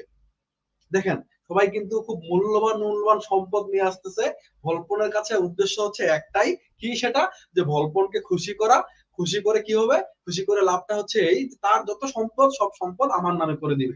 সবাই কিন্তু একটাই আশা করতেছে যে নিশ্চয়ই আমি সবকিছু পাবো। আপনারা যেমনটা শুনে থাকবেন বা আপনার জানার কথা, আমাদের হেলেনকে কিন্তু সবাই বিয়ে করতে চাইছিল। সেই সময়ে যত রাজপুত্র ছিল সবাই তার জন্য পাগল ছিল, যেহেতু সে অনেক সুন্দরী ছিল। এখন হেলেনের বাবা কি করছে? সে বলছে যে হচ্ছে আমি যাকে চুজ করব তাকে বিয়ে করতে হবে, এবং শর্ত হচ্ছে যে যাকে চুজ করবে তাকে শর্তটা মেনে নিতে হবে, এবং বাকি যারা থাকবে সবাই হচ্ছে পরবর্তীতে তাদেরকে রক্ষা করবে, কোনো যদি ঝামেলা হয় তাদেরকে রক্ষা করবে, এরকম একটা ওয়াদা করে। সবার কনসেপ্টটা এরকম ছিল যে আমাকেই নিশ্চয়ই উনি জামাই হিসেবে গ্রহণ করবেন বা পছন্দ করবেন। ঠিক একই ব্যাপার এখানে, সবাই খুশি করতেছে ভলবনকে, উদ্দেশ্য একটাই যে নিশ্চয়ই আমি বুঝি হচ্ছে যে তার সব সম্পদ গুলা পাবো। এবং এক্ষেত্রে যার যত কিছু আছে বা সব থেকে মূল্যবান সম্পদ যেটা আছে, সেই মূল্যবান সম্পদটা দিয়ে সবারই একটাই টার্গেট, ভলপনকে খুশি করতে হবে, রাজি খুশি করতে হবে। লোভ, অনেক বেশি লোভ। আচ্ছা, এখন করবিনা যখন হীরার থলি নিয়ে আসে, কি হয়? সেখানে সে হীরা দিল তাকে, এজ ইউজুয়াল আমাদের মস্কা যে কাজ, তাকে বললো যে হ্যাঁ তুমি হীরা হীরা দিছো। তাদের আগের কথাগুলো হয়তো বলার পরে যে খুব খুশি হবে। সেই সাথে সে যখন চলে যায়, করবিনো যখন চলে যায়, এই সময় একটা কাজ করে ফেলে মস্কা। আমরা জানি মস্কা এদিক সেদিক ওইদিক ঘুরে বেড়ায়, মাসির যেমন স্বভাব। তো তিনি করছে কি? সে বলছে যে হচ্ছে করবিনোর অনেক সুন্দর একটা বউ আছে, সে অনেক সুন্দর, ভেনিস শহরের সব থেকে সুন্দরী মেয়ে বা মহিলা। এখন ভলপনের মাথা হয়েছে খারাপ, সুন্দরী, এত সুন্দরী আমি তো কখনো শুনি নাই, কখনো দেখি নাই, তাহলে তো নিশ্চয়ই দেখতেই লাগতেছে। এখন এ করলো কি? ছদ্মবেশ ধারণ করলো। কে ছদ্মবেশ ধারণ করলো? ভলপন। ভলপন। ভলপন। ভলপন। কিসের ছদ্মবেশ ধারণ করলো? ঔষধ বিক্রেতার ছদ্মবেশ ধারণ করলো। ছদ্মবেশ ধারণ করে তিনি মূলত যেখানে আমাদের করভিনোর বাসা, যেই ফ্ল্যাটে মূলত হচ্ছে আমাদের করভিনো থাকে, সেখানে সে তার ওয়াইফকে বন্দি করে রাখছে, সে বাইরে আসতে পারবে না। কারণ আমরা জানছি যে তার বউ যেহেতু অনেক সুন্দরী, সে চায় না যে অন্য লোকেরা তার বউকে দেখুক, কথা বলুক, মিশুক। এটা করভিনো চায় না। তার মানে অনেকটা এক ঘরে করেই রাখা হয় সিলিয়াকে। তো সেই ঘরের পাশে মূলত বেলকনি থেকে দেখা যায় এরকম একটা জায়গায় গিয়ে আমাদের এই যে ভলপন ওষুধ বিক্রেতার মতো হয়ে গেছে, তার ওষুধ সব থেকে বিখ্যাত। সেখানে সে হচ্ছে লম্বা একটা ভাষণ দিচ্ছে। কিরকম ভাষণ? আপনার হয়তো এরকমটা শুনেই থাকবেন হাট বাজারে, যেমন গালে কানে আঙ্গুলের চিপায় চাপায় সারা শরীরে খাউজানি চুলকানি ঘা পাতরায় ভরে গেছে, একটি পাগলা মলম আপনি লাগাবেন, প্রত্যেকটি মলম 20 টাকা, 20 টাকা, 20 টাকা। এই যে এখন গরমের টাইম, কারণে চুলকায়, অকারণে চুলকায়, চর্মরোগ। চর্মরোগ চুলকানি কিন্তু একটা মজার রোগ। যখন চুলকানি ওঠে মনে হয় 500 টাকার কামলা নিয়ে চুলকাই। হায়রে মজার চুলকানি, চুলকাইতে কি যে ভালো লাগে। চুলকাইতে চুলকাইতে আপনার নতুন লুঙ্গি আপনি চিরা ফেলাইছেন, প্যান্টের পকেট চিরা ফেলাইছেন, এই পাশে টাকা ঢোকানো, এই পাশে পড়ে যায়। আসুন আমাদের প্রচার মাইকের এখানে সংগ্রহ করুন আমাদের পাগলা মলম, প্রত্যেকটি মলম 20 টাকা, 20 টাকা, 20 টাকা, শুধুমাত্র কোম্পানির প্রচারের স্বার্থে। ঠিক আছে? শুনছেন মনে হয় এরকম? জি ভাইয়া, প্রচার প্রসার করে ভাইয়া এইভাবে। এই জন্য এসকই ভাইয়া বলছিল ভাই যে আপনি ওদের থেকেও বেশি ভালো বলছেন। আচ্ছা, এই মলম বিক্রেতার মতো করে আমাদের এই ভুলপল্লম্বে একটা ভাষণ দিচ্ছে যে আমার ঔষধ সব থেকে সেরা, যে আমার এই ওষুধ কিনতে চান শুধুমাত্র আপনার রুমালটা আমাকে এভাবে তুলে দেখাবেন বা রুমাল একটা ফেলে দিবেন, তাহলে তাকে আমি আমার এই বিখ্যাত ওষুধ দিয়ে দিব। Okay fine. এখন বেলকনি থেকে সিলিয়া কিন্তু আমাদের ভোলপনের এই হচ্ছে যে ভোলপনের এই লম্বা ভাষণ শুনতেছিল। তো এত সুন্দর করে যে মলম বিক্রেতা এত সুন্দর করে কথা বলে যে 20 টাকা, আবার কোম্পানির প্রচারের সাথে আজীবন কোম্পানির প্রচার করতেছে, 20 টাকা দিয়ে বিক্রি করতেছে। একটা মলম লাগাইলে সব চুলকানি সেরে যাবে, এরকম করে ভলপন বলছে। ভালো লাগছে সিলিয়া, সে রুমাল যখন ফেলে দেয় এই সময় কিন্তু ভলপন দেখে ফেলছে, হায় হায় এত সুন্দরী, এর মাথা হয়ে গেছে একদমই খারাপ। আসছে, আসার পরে মস্কার কাছে আসছে, আসার পরে বলতেছে, মস্কারে আমার কিন্তু লাগবেই, পাগল হয়ে গেছি আমি, আমি প্রেমে পড়ে গেছি, সিলিয়ার প্রেমে পড়ে গেছি, আমার লাগবে। কি লাগবে? আমি শুধু ওর সাথে একটা রাত থাকতে চাই রে। তুই কেমনে কি করবি কর, শুধু একটা রাত। দেখেন এখানে ভলপন কিন্তু প্রেমে পড়ে নাই। কোন প্রেম? আমরা নর্মালি যে প্রেমে পড়ি, অন্তরের সাথে অন্তরে, হৃদয়ের সাথে হৃদয়ের যে মিল হয়, ইমোশনের যে বিষয়, এই ইমোশন কিন্তু একদমই এখানে নাই। এখানে কি আছে? সে শুধুমাত্র তার সাথে একটা রাত থাকতে চায়। ঠিক আছে, মানে উদ্দেশ্য একদমই খারাপ। আচ্ছা, এটা যখন মস্কাকে বলছে, আমরা জানি যে মস্কার অনেক বুদ্ধি, মস্কাও ভলপনের মতোই অনেক বুদ্ধি তার। এখন সে কি করছে? সে একটা প্ল্যান করলো। কিরকম প্ল্যান? সে, আচ্ছা আপনার বিরক্ত হচ্ছেন? না ভাইয়া। না ভাই, না ভাইয়া। ভালোই লাগে। আচ্ছা, তো মস্কা একটা প্ল্যান করলো। কি প্ল্যান? সে করবিনোকে গিয়ে বলল যে ভলপনের অবস্থা খুবই খারাপ, সে আর বেশি দিন একদমই বাঁচবে না, সময় একদমই শেষ হয়ে গেছে। তবে একজন ডাক্তার বলছে, যদি ভলপনের সাথে খুব সুন্দরী কোনো সুন্দরী, সৎ, পবিত্র এরকম মেয়েকে ভলপনের সাথে থাকতে দেওয়া হয়, শুইতে দেওয়া হয়, তার সাথে যদি এক রাত থাকে, সেই ক্ষেত্রে ভলপন একদম সুস্থ হয়ে যাবে। প্ল্যানটা বুঝিয়েন, সুস্থ হয়ে যাবে। তারপর তিনি বলেন যে, যে ডাক্তার দেখছেন উনি কিন্তু উনার মেয়েকে ভলপনের সাথে রাখতে চাইছেন। করবেন তো শুনে শুনতেছেন তিনি। তারপর মস্কা বলতেছে যে যদি হচ্ছে ওই ডাক্তার তার মেয়েকে ভলপনের সাথে রাখে, তাহলে ভলপন যদি সুস্থ হয়ে যায়, ভলপনে খুশি হয়ে কিন্তু সব সম্পদ ডাক্তারকেই দিয়ে দিবে, ডাক্তারই কিন্তু সবকিছু পাবে, আপনারা আর কেউ কোনো কিছু পাবেন না। করবেন তো অনেক লোক, আমরা জানি সে একজন বিজনেসম্যান, সে হীরার অলংকার নিয়ে গেছিল। তো কিন্তু সে তার ওয়াইফকে কাউকে দেখাইতে পর্যন্ত চায় না, অনেক ভালোবাসে, অনেক সুন্দরী। বেশি সুন্দরী বউ হলে আবার স্বামীদের একটা সমস্যা, যে কে দেখে ফেলতেছে, কে কোন দিক থেকে কি করতেছে, টেনশন। এরকম একজন লোক, সে চিন্তা করে যে আমাদের ভলপনের তো অবস্থা খুবই খারাপ, সে বিছানা থেকে উঠতেই পারে না, সে এমন একটা ভান ধরে থাকে, এরকম একজন লোকের সাথে একটা রাত শুইলে কি বা হবে। এখন সে সিলিয়াকে ভলপনের কাছে আসার জন্য ফোর্স করতে থাকে। আপনাদের কি মনে হয় সিলিয়া রাজি হবে? না ভাইয়া, সে অনেক লয়াল। সে অনেক লয়াল, হ্যাঁ এটা মনে রাখতে হবে, লয়াল। তো সে রাজি হয় না যথারীতি। বাট এখানে ওই যে কমেডি অফ হিউমার, হিউমারের যে বিষয়টা, এগুলার ঘাটতি কিন্তু এখানে ক্যারেক্টার গুলোর মধ্যে সবারই আমরা পাই। আমরা এটা নিয়ে ডিটেল আলোচনা করব। দেখেন তার মাথা হয়ে গেছে খারাপ। এখন মস্কা তাকে যখন এইভাবে বলছে যে সব সম্পত্তি ডক্টরের মেয়ে পেয়ে যাবে, করবেন আর কোনো কিছু চিন্তা করতে পারতেছে না যে ভলপন তো অসুস্থ, সাথে একটা থাকে কি হবে, তো বয়স্ক, এত শরীরই চলে না, তার তো পুরুষ উঠে নাই, ঠিক আছে, পুরুষত্বই তো নাই, সে কোনো কিছু করতে পারবে না, এরকম একটা চিন্তা। তো এই ক্ষেত্রে কিন্তু আমাদের মস্কার যে মিশন, এই মিশন কিন্তু পাস করে যায় সে। এ যদি ডিরেক্ট বলতো যে হচ্ছে সিলিয়াকে এক রাতের জন্য তুই ভলপনের সাথে থাকতে দিত, করবিনের মতো লোক কোনোদিনও দিত না, কোনোদিনও না। বাট এমন ভাবে প্ল্যানটা করছে যে ডক্টর তার মেয়েকে দিচ্ছে, সবকিছু ডক্টর পেয়ে যাবে। এই ক্ষেত্রে কিন্তু এর মাথা আর অত কিছু কাজ করে নাই, অত গভীরভাবে চিন্তা করতে পারে নাই। তার শুধু লোভটাই কাজ করছে যে যেমনি হোক আমাকে সব সম্পদ গুলা পাইতে হবে। এখন সে টেনে হিচড়ে মূলত আমাদের সিলিয়াকে ভলপনের কাছে নিয়ে আসে। আচ্ছা, সিলিয়াকে ভলপনের কাছে নিয়ে আসে, ঠিক নিয়ে আসার আগ মুহূর্তে সেখানে গিয়ে হাজির হয় বোনারিও। বোনারিও কে ছিল? করবেশীয় ছেলে। কোরবাসের ছেলে। তিনি অনেস্ট একজন পার্সন। তো ইনাকে কিন্তু ডিসইনহেরিট করা হয়েছে বা সম্পত্তি থেকে তাকে বঞ্চিত করা হয়েছে। তিনি মূলত এটাই জানতে আসছেন যে আসলে এই কাজটা কেন করা হলো।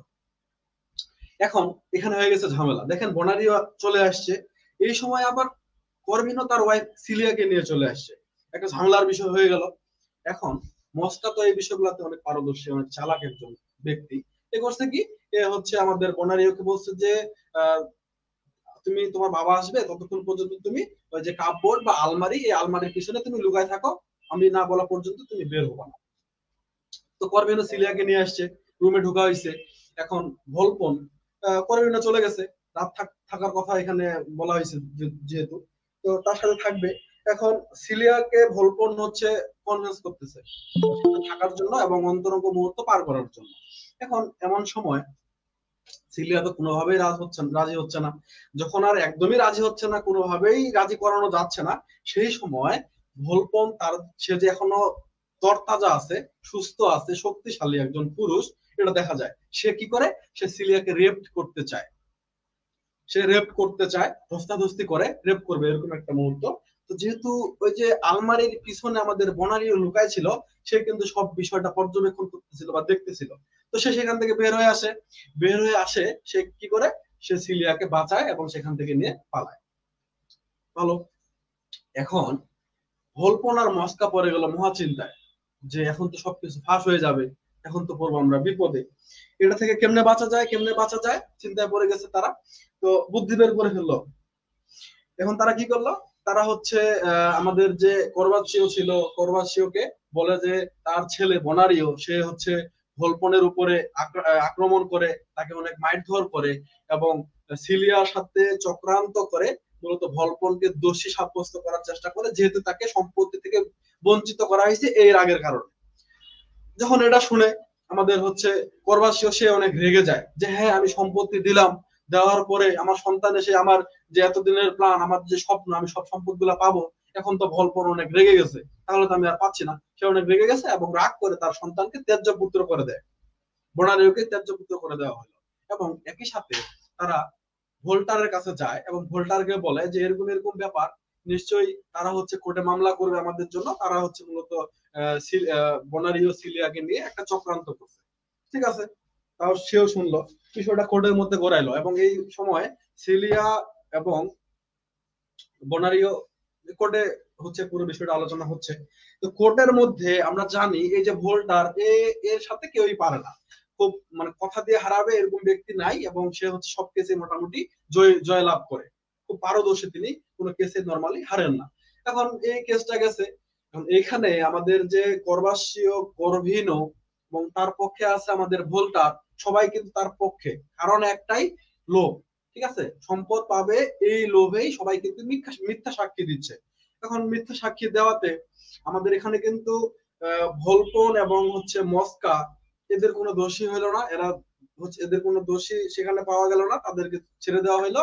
উল্টা দিকে সিলিয়া এবং বনারিওকে জেলে পাঠানো হইলো। দেখেন, আমরা প্রথমেই বলছিলাম ভোল্টারের ক্যারেক্টারটা এই সত্যিকে মিথ্যা এবং মিথ্যাকে সত্যি হিসেবে হচ্ছে যে সত্যিতে পরিণত করতে পারে, এই বিষয়টা হইলো। এখন এই কাজটা যখন হয়ে গেল, ভোলপন এবং হচ্ছে যে আমাদের মস্কা, এরা ছাড়া পেয়ে গেছে, আর কোনো ঝামেলা নাই। এমন সময় ভোলপনের মাথায় একটা বুদ্ধি চলে আসলো। সে কি চিন্তা করলো, যে নতুন একটা প্ল্যান সে করলো, যে আমার যারা লিগাসি হান্টার আছে, এখানে লিগাসি হান্টার তিনজন, করভিনো, করবাসীয় আর ভোল্টার, তিনজন। এখানে ভোল্টার কেন এই কাজটা করলো আমরা জানি, শুরুতেই প্রথমেই ভোল্টারকে দেখতে পাই, সে কি করে সোনার একটা থালি নিয়ে যায়। তো সেও লোভী, সেও হচ্ছে সম্পদ চায় এবং লোভের কারণেই সে ভোলপনকে বাঁচায় দেয়। এখন সে একটা প্ল্যান করে যে আমি মরার ভান করব। তো সে মস্কার সাথে প্ল্যান করে যে আমি হচ্ছে মারা গেছি, সবাইকে দিয়ে এই খবরটা দিয়ে দিবি এবং আমার সব সম্পদ আমি তোর নামে করে দিছি, মস্কার নামে করে দিছি, এরকম একটা উইল সে করে দেয়। এখন ভোলপন ছদ্মবেশ ধারণ করে, মূলত একজন সৈনিকের ছদ্মবেশ ধারণ করতে দেখা যায় তাকে, এবং সেই ছদ্মবেশ ধারণ করে সে কি করে, সে প্রথমে ভোল্টারের কাছে যায় এবং গিয়ে তাকে নানাভাবে খেপায়। কিরকম, যে কি লাভ হইলো তোর, তুই হচ্ছে যে ভোলপনকে সোনার প্লেট দিলি, তারপর তুই ভোলপনকে হচ্ছে কেস থেকে বাঁচাই দিলি, কিন্তু দিন শেষে কি হলো, দিন শেষে কিন্তু সে সব সম্পত্তি মস্কাকে দিয়ে দিল। এমনটা যদি বলা হয় যে হ্যাঁ, আমি তো এর জন্য এত কিছু করলাম, সে আমার সাথে এত বড় গাদ্দারি করলো, ভোল্টারের মাথা হয়ে গেছে খারাপ। যখন রাগ চলে আসছে, প্রচুর রাগান্বিত হয়ে ইনি কোর্টে গিয়ে সব সত্যি কথা বলে দিচ্ছেন এবং একই সাথে ক্ষমা চান, যে আসলে আমি মিথ্যা কথা বলছি এবং হচ্ছে যে আমার এটা ভুল হয়ে গেছে, আমাকে ক্ষমা করে দেন, ক্ষমা চান তিনি।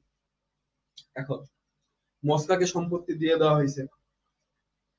মস্কা বলতে সব সম্পত্তি আমাকে দিয়ে দেওয়া হয়েছে, ভলপন তো মারা গেছে, সে সম্পদ আর কিন্তু দিবে না।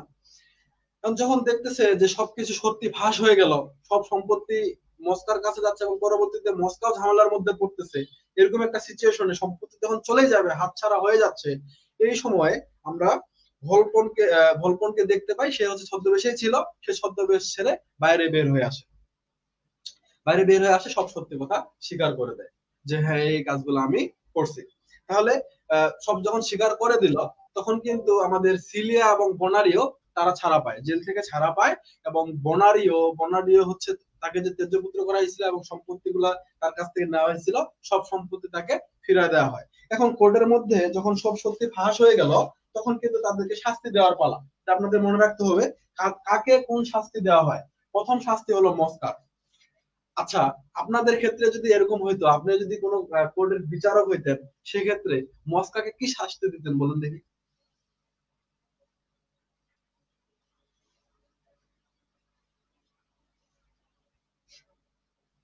Good. আপনারা কেউ শাস্তি দিতেন না, তার মানে এরকম লোক আমাদের সমাজে থাকতেই পারে নাকি? না না ভাইয়া, শাস্তি দিতাম তো। আচ্ছা, চিন্তা করতেছিলাম কি দেওয়া যায়। মস্কার মতো ক্যারেক্টার কিন্তু আমাদের সমাজে বিশেষ করে আমরা হচ্ছে মহিলাদের ক্ষেত্রে কিন্তু দেখতে পাই। আমাদের বাস্তবের সাথে প্রত্যেক বাসায় একটা করে আছে। হ্যাঁ, এই বাড়ি থেকে সেই বাড়ি যাবে, সেই বাড়ি থেকে তারপরের বাড়ি যাবে, এর বাড়িতে কি শুনলো না শুনলো সেই খবরটা নিয়ে আসবে, ওই বাড়ি থেকে খবর নিয়ে আসবে, এর কথাগুলো ওকে বলবে, ওর কথাগুলো একে বলবে, ঠিক আছে, ঝামেলা লাগাই দেওয়ার বিষয়টা। এটা কিন্তু আমাদের সমাজে মহিলাদের মধ্যে আমরা বেশি দেখতে পাই। ছেলেরা এত কুটনামি করে না, ছেলেরা ডিরেক্ট মারামারি করে, এত ঘুরবেচের মধ্যে ছেলেরা নাই, কিন্তু মেয়েরা এই কাজটা করে। এখন শাস্তির পালা। মস্কাকে কি শাস্তি দেওয়া হয়? মস্কাকে মূলত হচ্ছে বেতের আঘাত করা হয় অনেকগুলা, এবং বেতের আঘাত করার পরে তাকে দাস হিসেবে জাহাজে পাঠিয়ে দেওয়া হয়। দাস হিসেবে জাহাজে পাঠিয়ে দেওয়া হয়। তারপর হলো ভলপনের শাস্তি সবার থেকে বড় হবে। ভলপন যেহেতু অনেক অপরাধ করছে, ভলপনের কি শাস্তি হয়? ভলপনকে তার যে সম্পত্তি, এত ধনী একজন ব্যক্তি, এত সোনাদানা যার, এই সকল সম্পত্তি হাসপাতালে দান করে দেওয়া হয়। তার সব সম্পত্তি হাসপাতালে দান করে দেওয়া হয়। এত সম্পত্তি দিয়া কি হইলো, তার সব সম্পত্তি হাসপাতালে দান করে দেওয়া হয়। আচ্ছা, এতটুকু শাস্তি দিয়ে কি আপনারা সন্তুষ্ট, নাকি আরো শাস্তি দিতে চান? আরো দরকার। আচ্ছা, আরো শাস্তি। তাহলে হচ্ছে আমাদের যে এখানে যে জজ ছিল, তিনি আরো শাস্তি দিয়েছিলেন। শাস্তি হচ্ছে এরকম, তিনি যতদিন পর্যন্ত না অসুস্থ হচ্ছেন, মূলত ততদিন পর্যন্ত তাকে কারাগারে বন্দী করে রাখা হবে। সে যে অসুস্থতার ভান করছে এতদিন যাবত, যে মুমূর্ষু একটা অবস্থা, সে কারণে তাকে এই শাস্তি দেওয়া হয়েছে। বেটা যতদিন অসুস্থ হয়েছে ততদিন তুই কারাগারে বন্দী থাকবি, তুই ওইখানে থাকে অসুস্থ হও। আচ্ছা, এই দুজনকে শাস্তি দিয়ে আপনারা সন্তুষ্ট নাকি আর কাউকে শাস্তি দিতে চান? আরো তো দরকার। আরো তো 3 জন বাকি। আচ্ছা, তাদেরকে শাস্তি দিবেন, বলেন দেওয়া যাক। পরবর্তী কি, এনাকে মূলত যতদিন পর্যন্ত তিনি মারা না যান, আমৃত্যু আশ্রমে রাখার সিদ্ধান্ত নেওয়া হয়, এবং তিনি যে বনারিওকে সম্পত্তি থেকে বঞ্চিত করছিলেন, এই সব সম্পত্তি বনারিওকে বা তার ছেলেকে ফিরাই দেওয়া হয়। এটা হলো করবাসীয় শাস্তি। তারপর হচ্ছে ভোল্টার ইনি কি করছে? ইনি মিথ্যা রায় দিছে। রায় তো না, মিথ্যা সাক্ষী পেশ করছে, আদালতে মিথ্যাচার করছে। সেই কারণে এনাকে কি করা হয়, এনার যে হচ্ছে যে আইনজীবীর যে একটা, প্রত্যেকটা আইনজীবীর কিন্তু একটা লাইসেন্স থাকে, ঠিক আছে, তো এই লাইসেন্সটা বাতিল করা হয়। এই লাইসেন্সটা বাতিল করা হয় এবং তাকে ভেনিস শহর থেকে বিতাড়িত করে দেওয়া হয়, তাড়ায় দেওয়া হয়। তাহলে তার উকিলাতির লাইসেন্স বাতিল করা হয় এবং তাকে ভেনিস শহর থেকে বের করে দেওয়া হয়। তারপর হচ্ছে করভিনোর শাস্তি কি? করভিনো হচ্ছে তিনি বিয়ের সময় সিলিয়ার কাছ থেকে যত যৌতুক নিছিলেন, এই যৌতুকের 3 গুণ সহ তাকে ফিরাই দিতে হবে। ভাই, কেউ যৌতুক টৌতুক নিয়েন না। যৌতুক না নিলে এই 3 গুণ কেন, 10 গুণ করলে কিন্তু কোনো সমস্যা ছিল না। সে যৌতুক নিছে। এখন ভাইয়া আজকাল তো যৌতুক নেয় না, আজকাল বলে ওনাদের মেয়ে ওনারা খুশি হয়ে দিবে, আজকাল কি যৌতুক চায়? হ্যাঁ, ডিজিটাল ভাবে যৌতুক নেয়। হচ্ছে উনি যদি একটা ফ্রিজ দেয়, ওনার মেয়েই তো খাবে, আমি তো বাসায় থাকবো না, আমি তো অফিসে যাব। একটা যদি গাড়ি দেয়, সেই গাড়িতে ওনার মেয়েই তো চলবে, মানে শ্বশুরের মেয়েই তো চলবে। একটা এসি দেয়, এসি ঠান্ডা বাতাস কে খাবে, আমি তো বাসায় থাকবো না, আমি তো অফিসেই থাকবো। দিতেই পারে, এখন এরকমটা বলে, তাই না? জি ভাইয়া। আচ্ছা। আপনারা সবাই জেনে গেছেন, সব ট্রিক গুলা তো জেনেই যাচ্ছেন, তাহলে আর নতুন পদ্ধতি কি বের হবে আমি জানি না, বের করে ফেলবে। ঠিক আছে, যত সমস্যা তত সমাধান থাকবেই। তো এই সব যৌতুক সহ তাকে 3 গুণ তাকে ফেরত দিতে হয়। তো এই হচ্ছে মোটামুটি আমাদের যে ভলপনের গল্পটা। ঠিক আছে, এর মধ্যে বাকি যে ক্যারেক্টার গুলো আছে এরা জাস্ট মাঝে মধ্যে আমরা এদের অ্যাপিয়ারেন্স দেখতে পাই এবং টুকিটাকি কিছু কথা বলে ওই যে দিলদারের মতো একটা হাস্যকর পরিবেশের সৃষ্টি করে। এখন এই যে গল্পটা, এই গল্পটা কি আমরা সবাই বুঝতে পারছি? ভাইয়া একটা প্রশ্ন ছিল। গল্পটা বুঝতে পারলাম সবাই? ভাইয়া একটা প্রশ্ন ছিল। প্রিয়দাস কি বলতেছেন বুঝি না একবার। ভাইয়া যে বোনারিও আর সিলিয়াকে যখন জেলে পাঠানো হয় তারপর ভল্পনের প্ল্যানটা যেন কি ছিল? আচ্ছা, ভলপনের প্ল্যান ছিল মূলত তাদেরকে জেলে পাঠানো হইলো। জেলে পাঠানোর পরেই হচ্ছে মস্কা এবং ভলপন তারা ওই হচ্ছে যে করবাচিওকে জানায় যে তোর ছেলে আসে এই করছে, চক্রান্ত করছে, তাকে যে সম্পত্তি দেওয়া হয় নাই এটা মানে তার কান ভারী করে দেয় যাতে করে ভলপন আর মস্কার দোষ না হয়। একই সাথে ভোল্টারকে বলা হয় যে তারা হচ্ছে যে কোর্টে মামলা করতে পারে, এটা বলা হয়। এবং তারপরে যখন ছাড়া পেয়ে যায় আমাদের হচ্ছে যে ভলপন এবং মস্কা, আর অপরদিকে সিলিয়া আর বনারিওকে যখন জেলে পাঠানো হয় সেই সময় ভলপন আরেকটা প্ল্যান করে, সেটা হচ্ছে যে সে মারা গেছে এটা সব দিকে ছড়াই দিবে এবং তার সব সম্পত্তি সে হচ্ছে মস্কাকে দিছে, এরকমটা বলবে। এটা বলার উদ্দেশ্যটা হচ্ছে কি সে আসলে তার যে 3 লিগাসি হান্টার ছিল যারা তার সম্পদ চায়, করবিনো করবাচ্চিও আর হচ্ছে ভোল্টার, এদের সাথে মজা নেওয়া যে তোরা এত কিছু দিয়ে কি পাইলি, সব সম্পত্তি তো মস্কাকেই দিয়ে দিল। ঠিক আছে, মজা নেওয়া। বাট মজাটা যদি সে না নিতে যাইতো, মানে সুখে থাকলে যে ভূতে কিলা এরকম একটা কথা আমরা জানি, বিষয়টা হচ্ছে এরকম, সে তুই সারা পাইছিস হয়ে গেছে ভালো, কিন্তু ওই শয়তানি বুদ্ধি এরকম একটা ব্যাপার। তো সে শান্তি পায় না, শয়তানি না করলে মানুষদের না ইয়া করলে তার ভালো লাগে না, বান্দরের মতো একটা স্বভাব। হচ্ছে যে নতুন একটা প্ল্যান করে সবাই সাথে শয়তানি করবে, মজা নিবে। এই মজা নিতে গিয়েই পরবর্তীতে কিন্তু সে ফেসে যায়, এটা না করতে গেলে কোনো ঝামেলাই ছিল না, এটা হয়। আচ্ছা, এখন আমরা এখানে দেখলাম যে ভলপন যদিও অসুস্থতার ভান করে, সে কিন্তু অসুস্থ ছিল না। আসলে কি অসুস্থ ছিল না?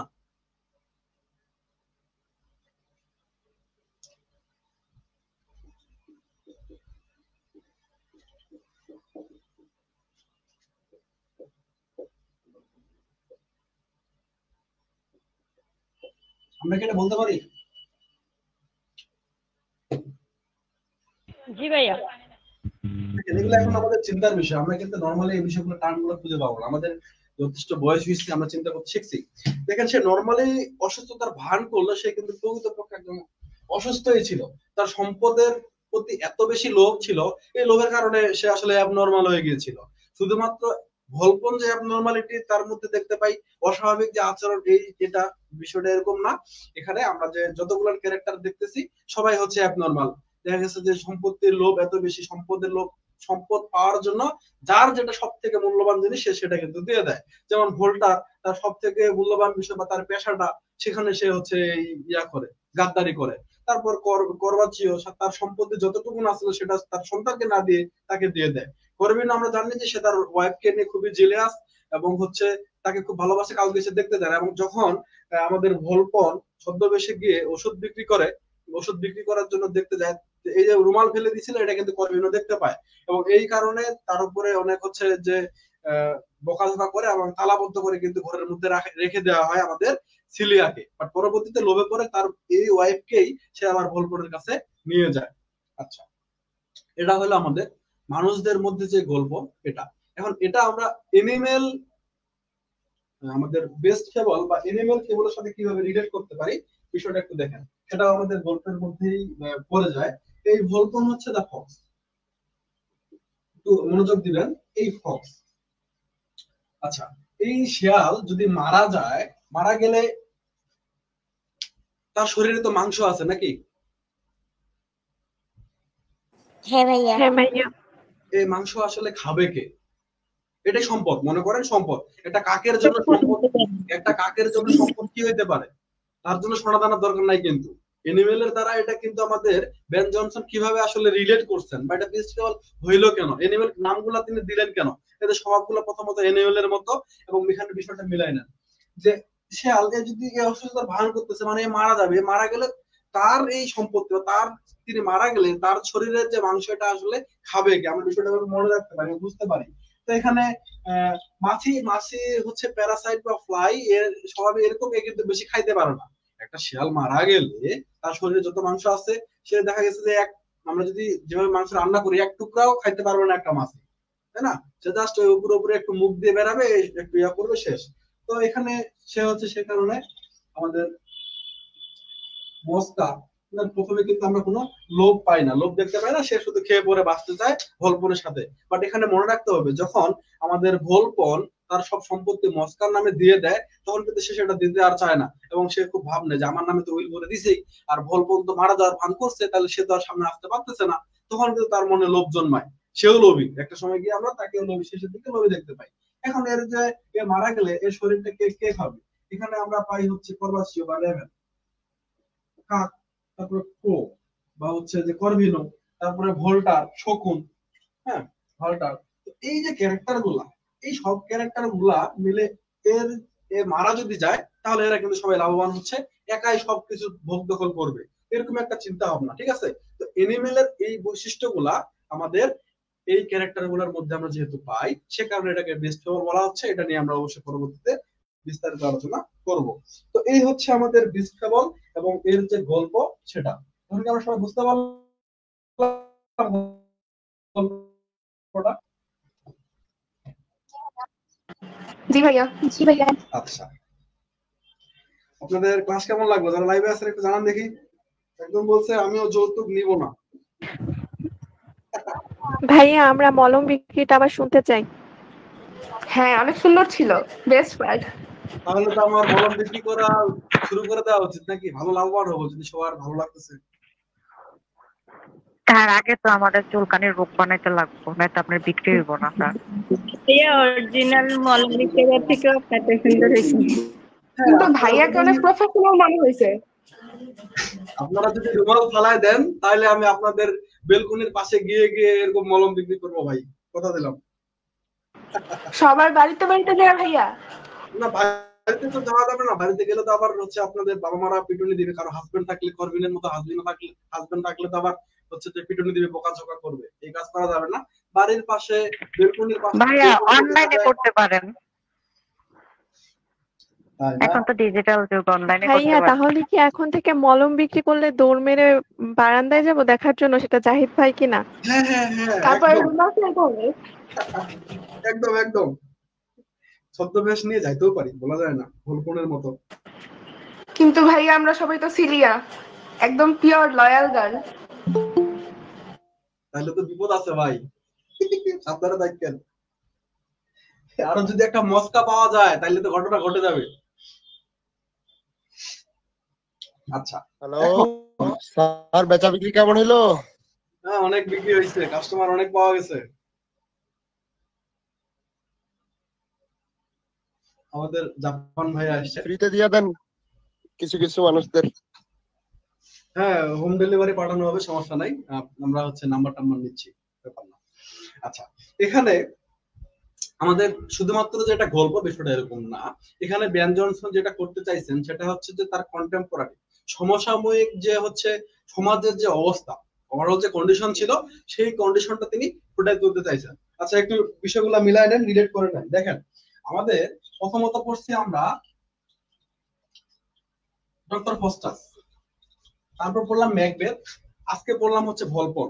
এখন আমাদের ডক্টর ফস্টাস, ম্যাকবেথ এবং ভলপন এই ড্রামাগুলা আমাদের কোন সময়ে লেখা হয়েছে? এলিজাবেথান পিরিয়ডে। এলিজাবেথান এবং জ্যাকোবিয়ান পিরিয়ডে লেখা হয়েছে। আমরা জানি যে এই যে রেনেসা থেকে শুরু করে এলিজাবেথান এজ, জ্যাকোবিয়ান পিরিয়ড বা এজ, এই সময়গুলা গুরুত্বপূর্ণ বৈশিষ্ট্য ছিল যে মানুষের অ্যাডভেঞ্চার প্রতি খুব আগ্রহ ছিল, মানুষদের অজানাকে জানার অনেক আগ্রহ ছিল, মানুষের লোভ বা সম্পদের প্রতি লোভ, ঠিক আছে, এই বিষয়গুলো অনেক বেশি ছিল। দেখেন আমরা মিলাইতে পারি কিনা, বা এটা সেই সময়ের বৈশিষ্ট্যগুলা কনভে করে কিনা, এর মধ্যে বৈশিষ্ট্যগুলো আছে কিনা। প্রথমত ভলপনে আমরা ডক্টর ফস্টাস যখন পড়ি, ডক্টর ফস্টাস তিনি অনেক বই পড়ছেন, তিনি অনেকগুলো বিষয়ে অনেক হচ্ছে যে পারদর্শী বা বিশেষজ্ঞ হয়ে গেছেন। হওয়ার পরে তিনি কি করছেন, তার জানার সে আগ্রহটা কিন্তু সেখানে তিনি আরো জানতে চান, এবং তার লোভ কিন্তু অনেক বেশি ছিল। ঠিক আছে, তিনি অনেক ধনী ব্যক্তি হইতে চাইছিল, তার অনেক পাওয়ার থাকবে, পাওয়ারের প্রতি একটা লোভ ছিল। লোভ বিষয়টা আমরা এখানে পাই।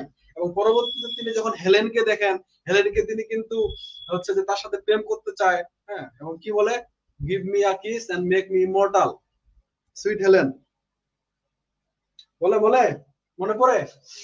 হ্যাঁ ভাইয়া। হায় রে, বাকিদের মনে পড়ে না, কি ব্যাপার, আপনাদের মধ্যে রসকস হারাই গেছে কেন? নাই, কেউ নাই? আছে ভাইয়া, মনে আছে। আচ্ছা, গেল। এখন ডক্টর ফস্টাস গেল, তারপরে কে? ম্যাকবেথ। ম্যাকবেথের মধ্যে আমরা কি দেখতে পাই? ক্ষমতার প্রতি লোভ, পজিশনের প্রতি লোভ, এই জিনিসটা কিন্তু আমরা দেখতে পাই। আচ্ছা, লোভ জিনিসটা কিন্তু আমরা এখানেও পাইলাম। তারপর এই ভল্পনে যখন আসলাম, এখানেও কিন্তু ঠিক একই জিনিস দেখতেছি, যে হচ্ছে যে জিনিসটা নাই মূলত সেই জিনিসটা পাওয়া, বা অনেক পাওয়ারফুল হওয়া, সমৃদ্ধশালী হওয়া, ধনী হওয়া, এক কথায় লোভের বিষয়টা এখানেও কিন্তু আমরা পাচ্ছি। তার মানে আমাদের জ্যাকোবিয়ান, এলিজাবেথের এইগুলার যে বৈশিষ্ট্য, সেই বৈশিষ্ট্যগুলো কিন্তু আমাদের এই রাইটাররা একদমই পারফেক্ট ভাবে ধরে রাখছে। ঠিক আছে, তো এখানে বেন জনসন স্যাটায়ার করেই মূলত আমাদের তার সমাজের যে অবস্থা, সেই অবস্থাটাকে ফুটাই তুলতে চাইছেন, যে মানুষের অবস্থা আসলে এত নিচে নামে গেছে, তারা লোভে পড়ে সম্পদের জন্য সবকিছুই করতে পারে, এমন কিছু নাই যেটা বাদ গেল। দেখেন, তার সম্পত্তি সব তার ছেলেকে না দিয়ে দিয়ে দিল। সে তার হচ্ছে যে ভোল্টার, তার যে মূল জায়গা যেখানে তিনি হচ্ছে যে যেটা তার পেশা, যেটা দ্বারা তিনি তার সংসার চালান মূলত, সেখানে তিনি মিথ্যাচার করলেন। তারপর পরবিনও, যার আসলে এত সুন্দর একটা বউ, এত সুন্দরী একটা ওয়াইফ, যার সে মানুষকে দেখতে দিতে চায় না, ঘরের মধ্যে রাখে, কথা বলতে দেয় না, এইকেই সিলিয়াকে ভল্পনের সাথে থাকতে যাইতে দিল। অবাক করার বিষয় কিন্তু এখানে আমাদের বেন জনসন সেটার করছেন মানুষের ক্যারেক্টারটা আসলে কিরকম হইতে পারে লোভের কারণে। এই বিষয়গুলাই আমাদের এখানে বেন জনসন খুব সুন্দরভাবে প্রেজেন্ট করছেন। তো এই হচ্ছে মোটামুটি আমাদের গল্প। এটা নিয়ে আমরা ইউজুয়াল যেভাবে হচ্ছে অ্যানালাইসিস করি, প্রশ্ন নিয়ে আলোচনা করি, এগুলো আগামী দিনে আমরা করব।